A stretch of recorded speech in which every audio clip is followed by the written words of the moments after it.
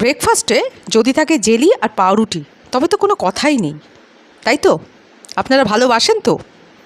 এর জন্যে পাউরুটিগুলো piece piece করে কেটে তাওয়াতে এপিট ওপিট ভালো করে ছেঁকে নিন।